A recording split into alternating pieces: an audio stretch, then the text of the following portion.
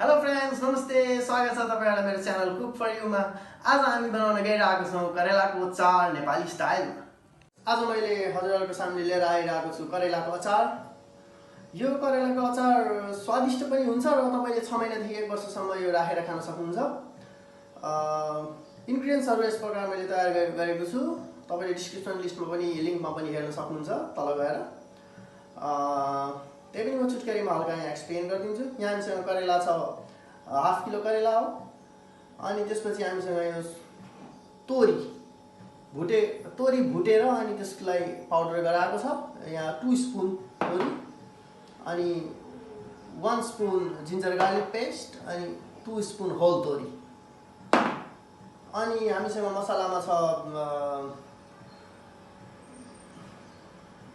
salt, 1 spoon salt, 4 pieces red whole chilli, 1 spoon Kasmari mirch, 1 spoon dhania, whole dhania, coriander and whole jeera लगाएर half spoon, अनि त्यसपछि red chilli powder 1 spoon, अनि हामीसँग छ lime 4 pieces। सुरुमा हामी करेलादेखि start गरौँ। हामी यस प्रकार काट्छौं करेलालाई यत्रो साइजमा।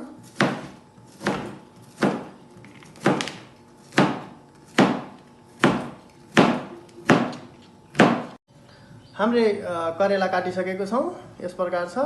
अब यहाँ हाम्रो तेल तातिसकेछ। अब हामी यसलाई डीप फ्राई गर्छौं एक किसिम।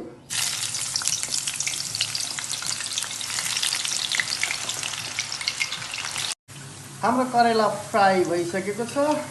अब हामी यसलाई निकाल्छौं। हेर्नुस्, यस प्रकार छ, हल्का ब्राउन। अनि यसलाई हामी निकाल्छौं यहाँबाट। अब हामी यहाँबाट तेल निकाल्छौं। 200 ml जति हामी यहाँ राख्छौं। अरु तेल हामी निकाल्छौं, यस्तो धेरै तेल चाहिदैन। हामी यहाँ तोरी हाल्छौं 2 स्पुन जुन थियो हाम्रो। अनि त्यसपछि हामी हाल्छौं यहाँ धनिया र जीरा, टोटल अफ 1 स्पुन।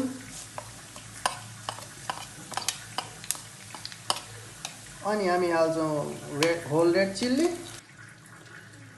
अनि हाल्छौं हामी जिन्जर गार्लिक पेस्ट 1 स्पुन। अनि यसलाई एकछिन पकाएर अनि हामी ग्यास अफ गरिदिन्छौं र यसलाई राखेर चिसो गराउँछौं। अब यहाँ हामीले हाल्छौं तोरीको पाउडर, अनि हाल्छौं सल्ट, कश्मीरी मिर्च, रेड चिल्ली पाउडर, अनि हाल्छौं लेमन जुस, अनि हाल्छौं हाम्रो तेल सेलाइसकेको छ।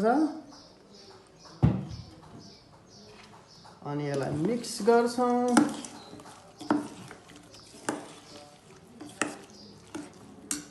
यो तयार भइसकेको छ।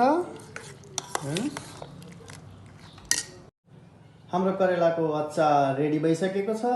कस्तो लाग्यो मेरो भिडियो? कमेन्ट सेक्सनमा गएर आफ्नो भ्युजहरु लेखिदिनु होला र प्लिज लाइक, शेयर अनि सब्स्क्राइब गर्न नबिर्सनु होला। Thank you for watching. Bye by.